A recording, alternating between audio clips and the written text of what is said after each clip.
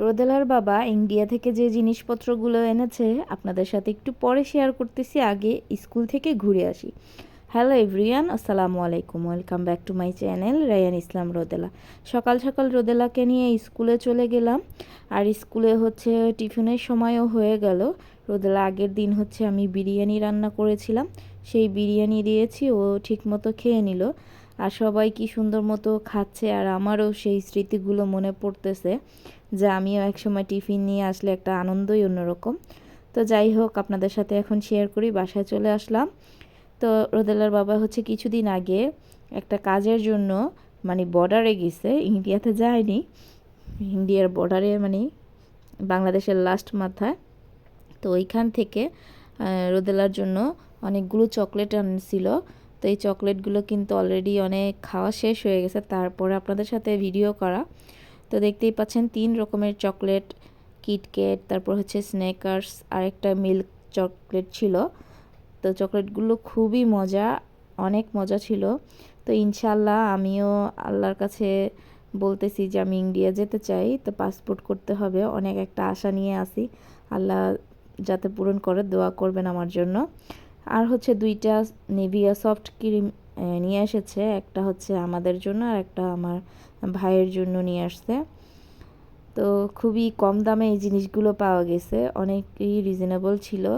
আসলে ওইখান থেকে কিনলে একটু জিতাই যায়। আর বড় একটা শ্যাম্পু নিয়ে আসছে, সানসিল্ক পিঙ্ক কালারটা, শ্যাম্পুটা ও খুবই ভালো। তারপর হচ্ছে সাবান নিয়ে আসছিল, এরকম 6টা নিয়ে আসছিল, এরকম 2 প্যাকেট 6টা। সাবানগুলো অনেক ভালো ব্যবহার করতে, আবার গেলে বেশি করে নিয়ে আসবো। আর হচ্ছে 2টা ভ্যাসলিন নিয়ে আসছিল, একটা আমার জন্য আর একটা আমার মায়ের জন্য। তো ভ্যাসলিনগুলো কিন্তু একদম ইন্ডিয়ান, খুবই ভালো, যেহেতু ইন্ডিয়ার সামনে গেছে ইন্ডিয়ান জিনিসপত্রই তো আনবে। আরেকটা আনছে বডি স্প্রে, এই বডি স্প্রেটাও অনেক কড়া, অনেকক্ষণ থাকে। আর হচ্ছে white beauty snow, ponds snow, এটা তো আমার কাছে এটা বেশি একটা ভালো লাগে না, কেমন যেন আঠালো আঠালো বেশি লাগে, আমার ভালো লাগে না। যেটা ফেয়ার অ্যান্ড লাভলি আপনার শুধু সাধারণ যেটা, সেটাই ভালো লাগে, এটা ভালো লাগে না আসলে। তো একটু ঘোরাঘুরি করতেছে রোদেলা, খেলাধুলা করতেছে, আমিও ওর সাথে সাথেই থাকি, একা একা আসলে ছাড়তে চাই না। তো রোদেলা হচ্ছে মাটি দিয়ে খেলতেছে, আমিও কিছু দেখতেছি যে কলা বাগানে কয়টা কলা আসলো, আর হচ্ছে কি কি লাগানো হয়েছে, এগুলো হচ্ছে ভাবিদের।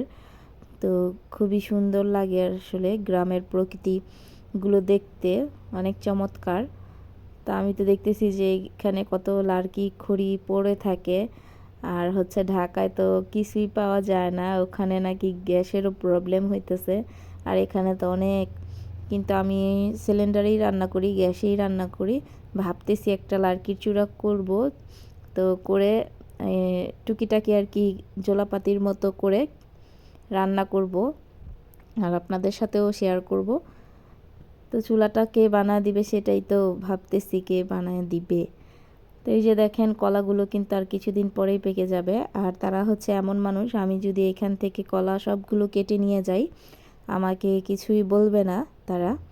তো তারপরে হচ্ছে রোদেলা বাবা হাঁস নিয়ে আসছিল, পাতি হাঁস, আর আমরা হাঁস খেতে খুবই একটু পছন্দ করি, আর রোদেলার বাবা তো অনেক অনেক বেশি হাঁস খেতে পছন্দ করে। তো হাঁসটা বেছে সুন্দর করে পরিষ্কার করে তারপর পুড়ে নিয়েছিলাম, পোড়া হয়ে গেছে, এখন আবার একটু বেছে নিব। হাঁসটার ভিতরে বেশি একটা পছন্দ ছিল না, ভালোই ছিল, অনেকগুলো মাংসই হয়েছে। তো এই মাংসগুলো আমি এখন হাতে মেখে রান্না করব, সব মশলা একসাথে দিয়ে রান্না করে ফেলবো। সব কিছু দিয়ে দিব, পেঁয়াজ কাটা, তারপর হচ্ছে টমেটো দিব একটা, টমেটো, আদা রসুন বাটা, হলুদ মরিচ লবণ, তেল, তেজপাতা, গরম মশলা সব কিছু দিয়ে একসাথে মেখে তারপর গরুর মাংসের মতো রান্না করি আমি। আর খেতে আমার কাছেও খুবই ভালো লাগে হাঁস। আপনারা কে কে পছন্দ করেন হাঁস রান্না? আমার বাসায় অল টাইম হাঁস রান্না হয়, এবং ফ্রিজে 1-2টা হাঁস থাকেও। তো কালকেই হচ্ছে ভাবতেছি আবার, কালকে না সরি, নেক্সট শুক্রবারে রাজহাঁস রান্না করব আবার।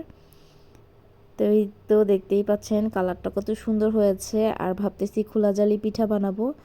খোলা জালি পিঠা তো আমার অনেক পছন্দ, আমার হাজব্যান্ডেরও খুবই পছন্দ। এটা একটা নোয়াখালীর ঐতিহ্যবাহী একটা পিঠা। তো পিঠা বানানো হয়ে গেছে, এখন আমরা হাঁস দিয়ে খাচ্ছি আর হাঁসের মাংস দিয়ে। রোদেলাও খাচ্ছে, ওর বাবাও ভাত খেয়েছে কিছু একটু, আর হচ্ছে রুটি খাচ্ছে। তা আমি অনেক মজা করে খাচ্ছি, দেখেন কতটা ছিদ্রযুক্ত হয়েছে। আর যখন আপনি মাংসের ঝোলে চুবিয়ে খাবেন তখন কিন্তু অনেক মানে ঝোলটা ঢুকে আর অনেক মজা লাগে। তো বাড়িয়ালি আন্টিও হচ্ছে আবার আমাদের জন্য পিঠা পাঠাইছে, চিতই পিঠা আর হচ্ছে শুটকির ভর্তা। এতটা সুন্দর হইছে মাশাল্লাহ। তো সবাই ভালো থাকবেন, সুস্থ থাকবেন, আল্লাহ হাফেজ।